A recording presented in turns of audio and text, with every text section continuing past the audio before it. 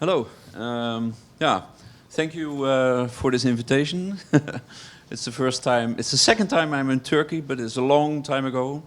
It's about 18 years ago, and I didn't even visit Istanbul, so I'm glad to be here now. Yeah. I told you you can read on the website that I wanted to talk about the principle of serendipity, that is, and about texture, of course. And so I try to integrate these two subjects within this talk. Serendipity seems to be something that like happens like an accident or by chance, but when you take a closer look at it, it is not by chance or not an accident. It is just a logical consequence of what you're doing, and then at the time you do not expect it, it just happens.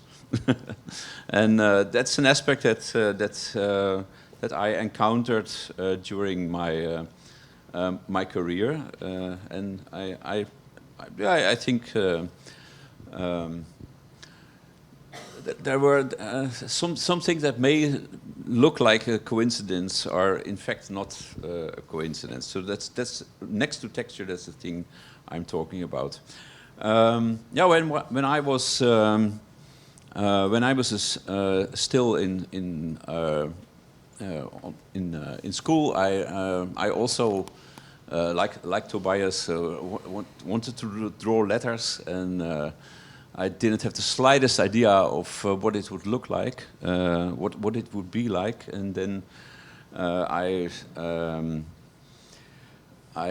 applied for 3 different academies in Holland, and I was lucky to also apply for The Hague, and I didn't have the slightest idea what was going on there, and at the day I applied there. And you went through this, blah, blah, blah. Then the same day was the exhibition of the people that graduated. And one of them was Peter van Blokland. And he had this small monitor on which he showed his first typeface. It's with the 5 to 7 pixel typefaces. So 7 digits high and 5 digits wide. And he was telling, wow, this is... and I was talking with him, and I said, okay, this is the place to be. When you can do this here, I'm at the right spot. So I called Utrecht, and I think Rotterdam said, I'm not coming. I'm going to The Hague. So yeah, Gerrit Noordzee is the master of the universe, of course. Yeah. Yeah, number 1 is this one. This is a logo studies I did while still being in the academy, and I was working with these heavy serifs because this was a shipyard, and I was thinking, well, it needs to be something sturdy and big and heavy, and yeah, this more or less this happened by accident. That I said, okay, there is no room for these big serifs, so and here it also gets in the way. So why not skip just the things you do not really need, and it's exactly the same as you do with writing with a broad nib, the humanist Roman.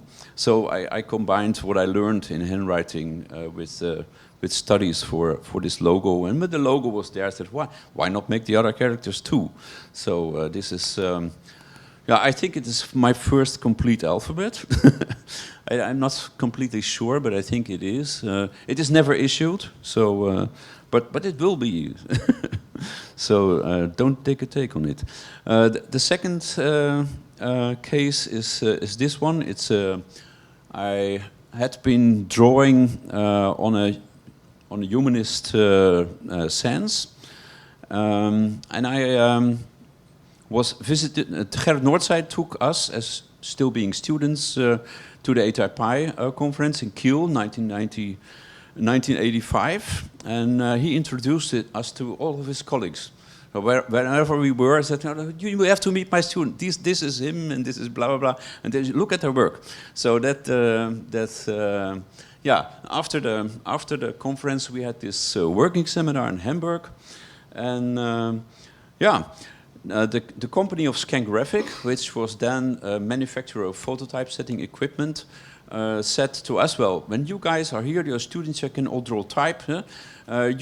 You sit together, and when you draw this word hamburger fonts, we were 5. Yet now, during the working seminar, then when you finish on Wednesday, then you give it to us, and on Thursday we will digitize it, and then on the Thursday afternoon you can have a text, a sample text. And in 1985, this was very special because no one was capable of doing this. We were working, so we were working like this, you know.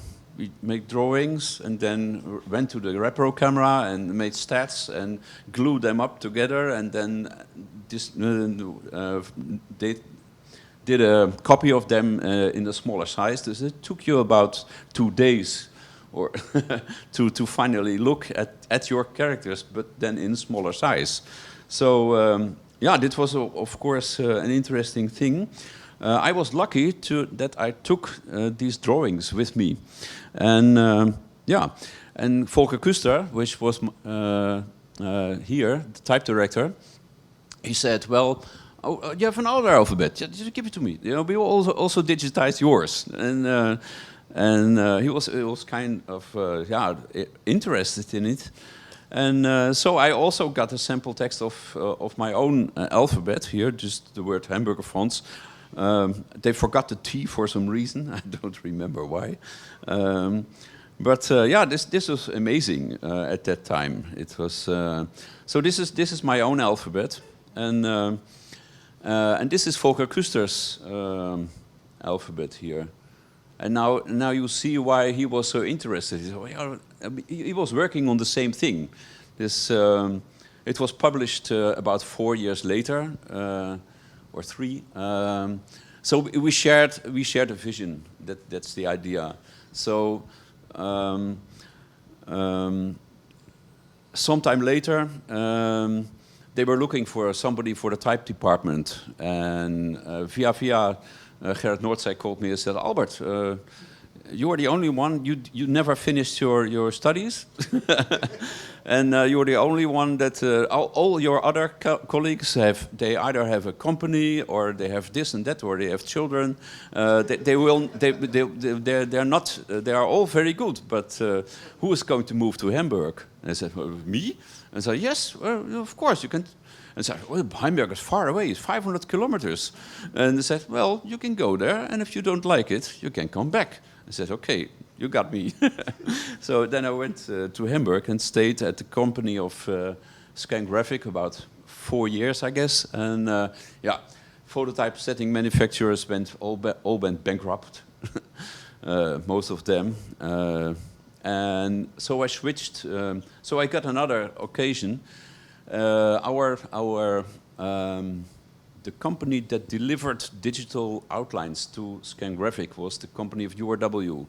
And while communicating about projects and typefaces to buy or typefaces to digitize or to alter, they've more or less figured out, well, we have this opinion that Albert is not very confident anymore with his job. So Peter Rosenfeld called me and said, well, Mr. Pohl, we got this impression that you're not feeling well anymore that at the company or so now. So I tell it to you now, and when you don't, you forget it again. But if you want to join us, then come.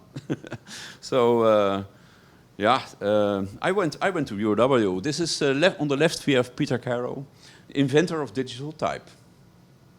There would be no digital outline at that time if Peter Caro would not have invented this.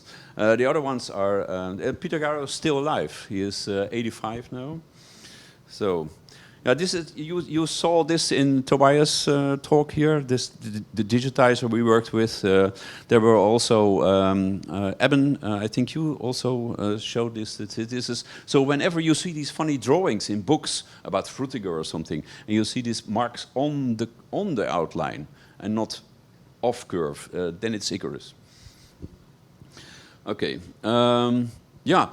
Or URW also went through bad times, not because of the typefaces and the fonts. We were doing quite well, but the other departments, led by the other guys here, no, they were doing lots of different things that didn't have anything to do with type, and they had a bad time, and so the company went bankrupt. Yeah, I was fired.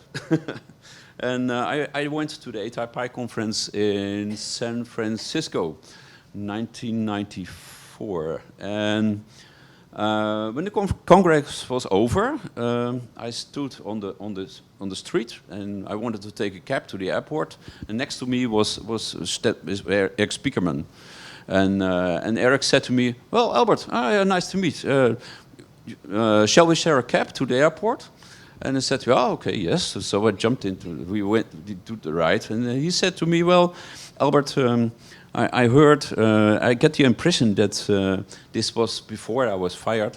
I get the impression that soon you will have a lot of time." And he said, "Yes, you are right." So yeah, if you like the idea, then you come to my office in Berlin. And I have some nice projects in the drawer. I've no time to finish them, so I was thinking like, oh, maybe I could do something like meta black italic or something. And then he put up the drawer, and then there was these typefaces of which we, as educated type people, think they were rubbish, huh? Like DIN and like letter Gothic. This was all. It was not. It's not real typefaces, you know. Real typefaces were Frutiger, were Universe, were Garamond, were Bodoni, whatever it was, but not this stuff, you know. It was like typewriter fonts. You don't need them anymore because we have digital outlines now, and everything is getting perfect. Why bother with this shit? So, but I said, okay, and then he said to me, "Well, Albert, when you want to get rich, you do this." I'm glad that I followed his suggestion. This is what DIN was in 1995, and this also illustrates how DIN works, especially in Germany. In Germany, DIN has authority because it is this derives from FFDIN is derived from the just like interstate, it is derived from the typeface used for motorway signage and road signage. So if you see this, you think that it is guiding you. It is not persuading you to go to Berlin. No, you already want to go there to Berlin, and this typeface is helping you to get there. So it is luring you into following what it says. And this was of course. This is what the way ad agencies would like to think to get to work. You know, you just do this and tell everybody, and then everybody will do it automatically. That would be the ideal advertising campaign. So that is why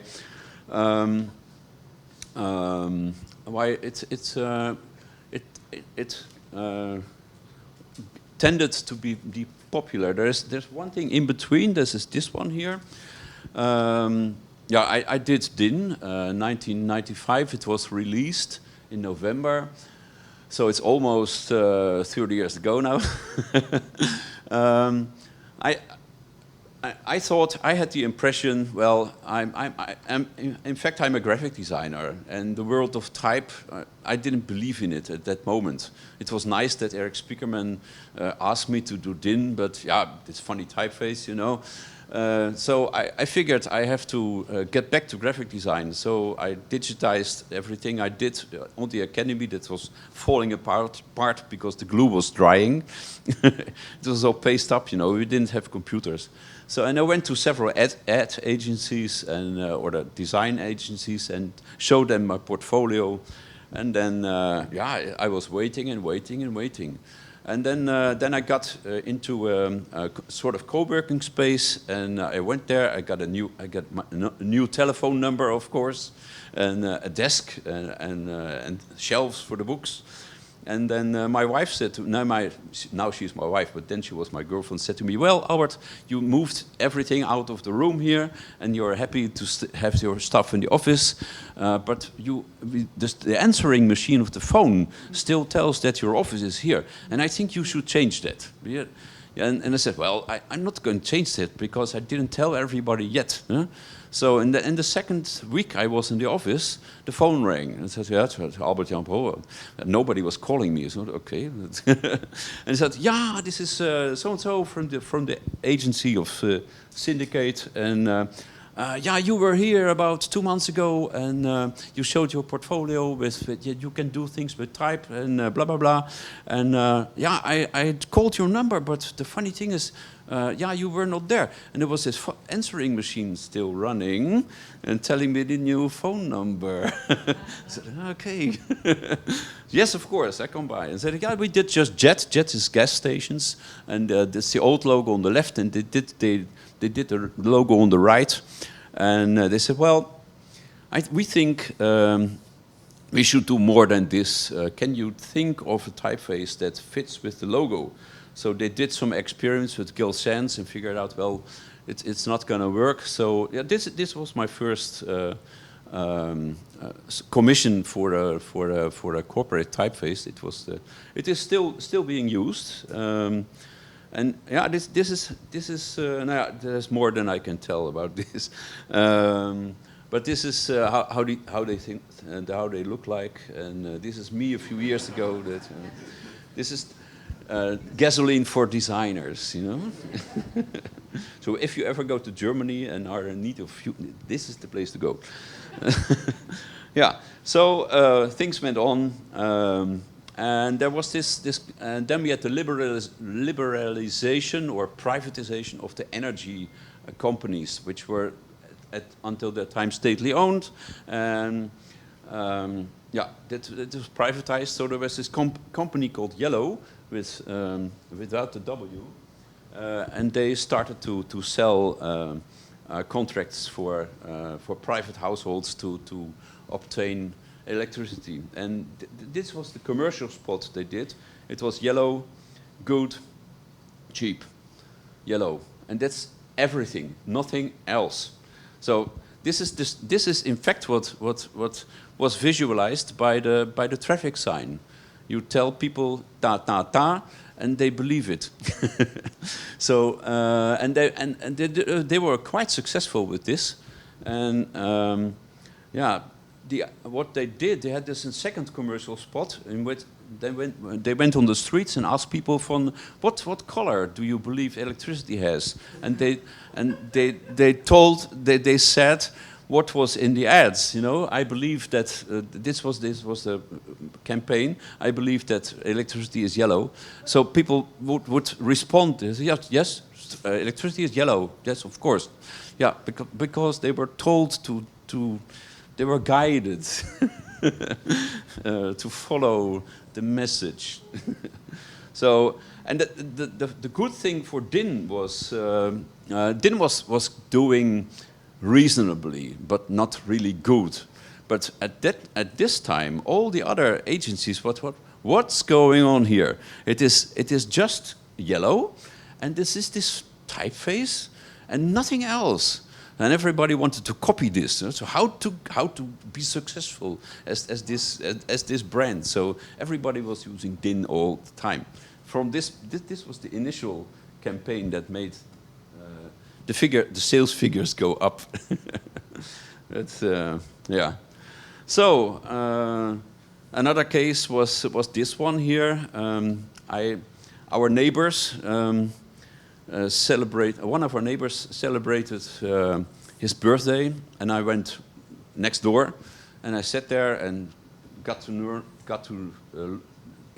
to know his friends and his family, and then I sat next to somebody else, which happened to be his brother, and then he said, "What are you doing? Blah blah blah, and how do you make a living?" And then I said, "Yeah, I'm working at the gasworks," and which also should be privatized then, but we didn't know yet.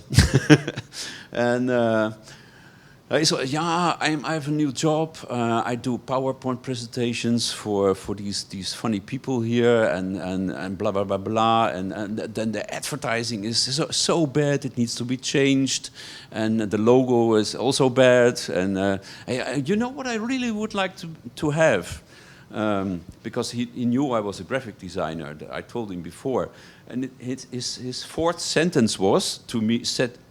He said to me, "Sir, what I really would like to have is a special typeface, you know." And I said, "Well, yeah, I can do this, you know, because I did DIN. Ah, you did DIN, yeah, and I also did the JET typeface. You did this JET. Okay, you come to my office." So it's just by talking without any purpose to somebody where I didn't know. I got one of the nicest jobs I ever had. So we redesigned the logo, but then the ad agency came in, and they had this new slogan, and they said, "For more human warmth." And this was the corporate typeface I made for them. And you see that doesn't really fit. For more human warmth, it works with the logo, but it doesn't work at all with with the mean things here. So they said, "Well, okay, yeah, we're not going to throw away the corporate design, which you just did, but we have to think of this here. So maybe you can add a headline typeface." So we came up with this here. It is the similar geometric style, but it is a little bit more. There's a little bit more fun in it, and it's also accidentally was doing very well together with the photography they choose to have for the new campaign. So this is telling you some like it warm, and then this is just the better typeface for something like this. So they were very happy about this. Yeah, we did a lot of work for them, but yeah. Then our daughter was born and was going to the kindergarten, and so in the kindergarten, the people, you talk with the other parents, and one of them was saying, "Well, yeah, what are you doing?" and blah blah blah. "Yeah, I'm with it. I'm with this new political party." We separated from the Greens because they were in favor of sending military to Iran or Iraq. No? That was that time, and we are against it. And so we separated from the Green. We have a new party, and we want to have this spirit from the times we began, from the 70s and from the 80s, where we were really protesting and not sitting in the parliament. No? So we did this typeface for them here. It is letter Gothic, but it is rough, you know. They appreciated this look because it is. We made a lot of typographic posters with it, and they thought, "Well, this is like we sit in the night, like the Rote Armee-Fraktion, the rough, and then quickly go to the printer and have these." So there was action, no? There was radicalism. There was. Spontaneous, the character was spontaneous, and that's what we tried to capture in this small animation. This is the frustration of the 80s.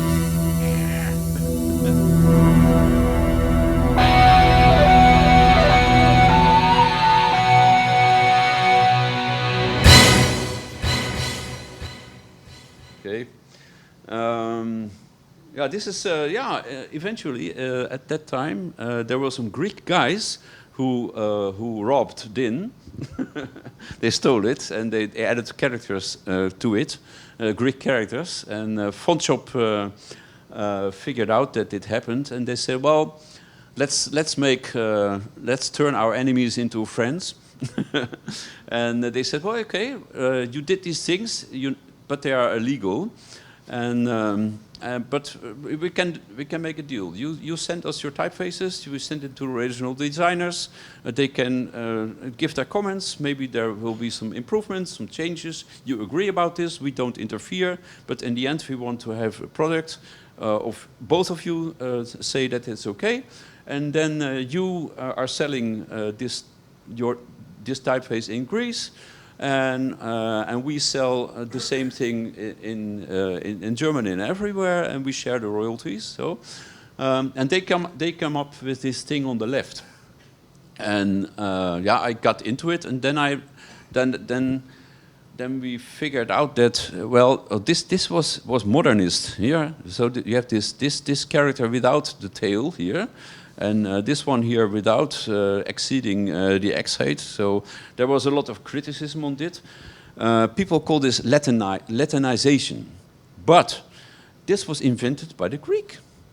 It is not European white guys that say, you have to reform your alphabet and get rid of the curly stuff, the curly bits. You have to remove them because it is more straight and modern and too much ascenders and descenders. They did it by themselves. They invented these things. So we did both. So we had this as a standard, of course, and this is alternate. I'm very grateful to Batu that you showed this funny omega here. It is still there, you know. It is, but the Greek use it for handwriting, and professional typeface designers or professionals typography like Jerry Leonidas Redding. No, it's just handwriting, you know. It's informal. It's not good, but it's in there. People like it. So you have now two textures.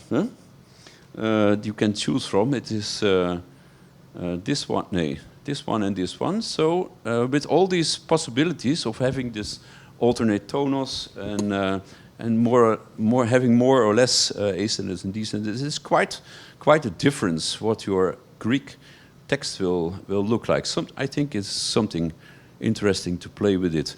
Yeah, family of DIN was also extended to slab serif and to Cyrillic already a long time ago, and then we ran into the same thing because the Russian guys that did this did the sans. I'm showing the slab now. Also invented things that were not always as some other people would like. Oh, I see, I made a mistake. The characters on the left are the same as the characters on the right. I have to switch to the next thing. Yeah, you here can see it. Yeah. So this is the one with the straight tails on the straight diagonals on this character here, and on where's the other one here, no? And this is the curly bits here. Yeah. So this is the modernist version, and this is again the traditional version. So also with the Greek versions of DIN slab, and so on. You can choose between these different opinions. DIN already had this round dots from the beginning, so this fits quite nicely with this thing. So yeah, but that's of course not enough. More recently, not more recently, but this is also a longer thing. On the right, you have we have Bulgarian. What is it here? On the right, you have the Bulgarian Cyrillic here. So there's a few characters that do differently, and instead of the modernist Greek who try to get rid of the ascenders and descenders, the modernist, the progressive Bulgarians want to have more ascenders and descenders. So this is also a kind of Latinization, but these guys do it themselves. You know, there's nobody telling them that they need more ascenders and descenders because they want to have them, and so they try to they modernize their alphabet. So again, you don't have just only Cyrillic in modernist and traditional. There's also Bulgarian in modernist and traditional. Yeah, it was a lot of fun to do these things, and now also you can choose between yeah, the same typeface but different styles. This is for you guys here. Yeah, DIN. Of course we did the Turkish accents, and I've seen Bartu pointed me at an illegal version of DIN, being around here. So when you have when the accents looks like this, or they look like this, that's FF DIN, and when they are attached here and vertical, that's an illegal copy. But for texture, we also did stencil, so you can now have it like this here. So it's, yeah, a lot of variations within the same family of typefaces. Yeah, of course, Latin type, Greek, and Cyrillic is limited. Not all of the world is using this, so those of you who are keen on Arabic will see that it's 1 and 2 in real Arabic figures. And yeah, Janone, I was of course thinking about this, but then Fontshop called me. Yeah, so this guy Janone, and he wants to do FF DIN Arabic, so he did. And yeah, because DIN has square dots and round dots, he added the diamond shapes. So in Arabic, you can now choose between 3 different kind of dots. And he also added the idea of having sources. So you can shorten it and lengthen it. I hope it's going to be variable, but it's going to be a lot of work. So let's see. This is one of the more successful applications. There's McVitie's, Middle East, who does these. They use DIN a lot for their campaigns. So of course DIN Next is a little bit more popular because it was done by somebody from Lebanon, and we are just Europeans, So it is difficult to enter this market, but yeah, some got the clue. Yeah, this was okay. I was sitting in my office, and then the phone rang, and they said, "Yeah, Albert Jan Paul," and said, "Yeah, I'm Christine Bakhooyer from the Kiel newspaper." So hello, nice to yeah. How can I help you? I said, yeah. I'm somebody who does interviews with people that do funny things. And things that are not regular, I said, okay, and why do you come to me? I said, yeah, next door there are students from the academy, and I sometimes ask them, and then they come and sit in the kitchen, and we talk together, and then I said, who you have an idea? So yeah, you have to ask Albert Jan Paul. He is teaching at the Maltesius Academy in Kiel, and he is a cool guy. So it was okay.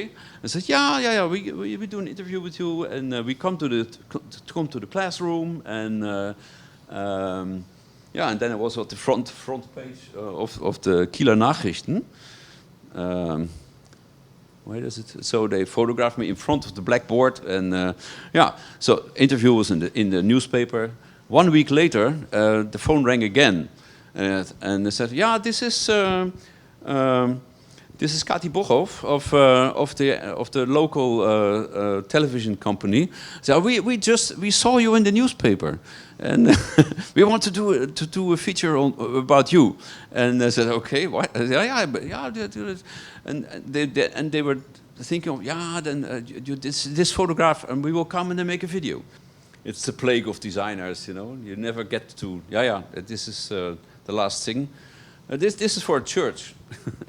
It's somebody was an acquaintance of my father was looking for somebody who could help him because they had this old historic church window, and then there was a new one which was installed, and this was the father of his wife, which actually did the design for this church window, and and the company then they said, well, we have this here in 3 meters or 4 meters height, so nobody can read it, but we want to have something similar. And then the company that did the windows came up with the solution on the right. So and for him it was he has nothing to do with graphic design, but with painting, and he got this feeling, now this is probably not the best solution to go with these windows. So he found out who I was and commissioned. He asked me if commissioned me to do a typeface, because not only they wanted to replace this ugly Helvetica stuff, or what was it? Yeah, Arial, I think, even worse.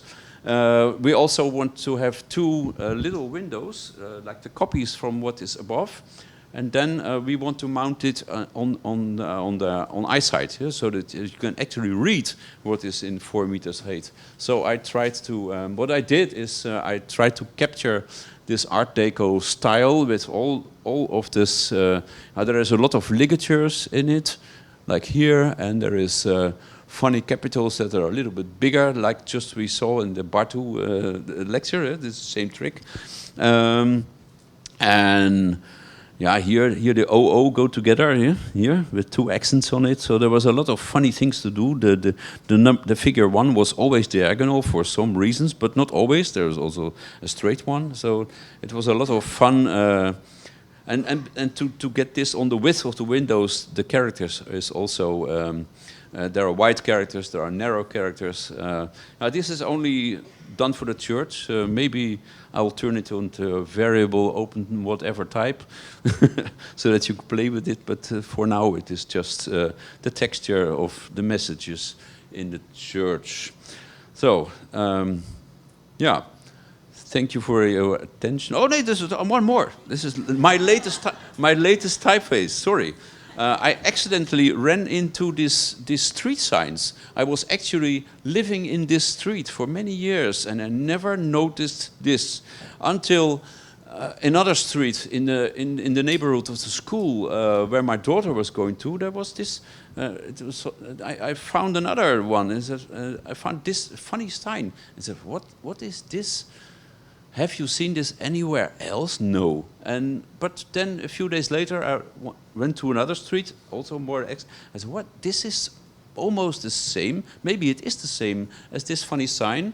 And blah blah blah. I found 30 signs, and then yeah, I just collected them because they were fun. And then my student Julia came to me and said, "Van Albert, we went to ISType Antwerp together with the other students, and ISType Antwerp was what about revivals?" And then she said to me, "Well, Albert, do you think there is anything left?" Because everybody is doing this, and it seems to be a lot of fun. But it seems like everything has been done already. And then I was okay. Yeah, I don't know. Maybe. Yeah, it's a good question. And then on the way back, we sat together and eating somewhere on the train station. And then she asked this question again. "Well, Albert, what do you think? Maybe I could do something like this for my exam." And I said, "Well, you come to my office." And because I have these street signs, you take a look at it. If you like it, digitize it, and then then you get to learn something more than about typeface design. And when you want to dive into it, this is maybe a good starting point. So she digitized the typeface, and she liked it that much that for her masters she did for her masters she did a family of her own. Which is not here, and then we got to the typemates, which are a foundry, and they said, "Yeah, this is a great idea. We're going to publish it." And so together we did this family, and together with my employee Antonia, we developed a range of 60 icons. I'm not going to show you them. And Julia's specialty was the gender signs. So there is about, I forgot how many, over 60 gender signs. So this is, and of course you can vary them in weight, you know. So it's variable font. So yeah, it is. There are so many different kind of gender, and the symbols are very different. And she saw it as her task to show them all that they are all equal, which is in fact what gender diversity is about. There is no gender that is more important than the others. So this was her design project within the typeface Ellison she just made. It is out now since a week or so. So this is my team. This is Antonia, who is my employee, and it's me in the middle, and that is Julia, who worked as a freelance. Any one of you that's in the typocalendar, what's it called? Typodarium. She is the art director of the Typodarium. So all the things you send in go through her eyes. Okay, thank you for your attention.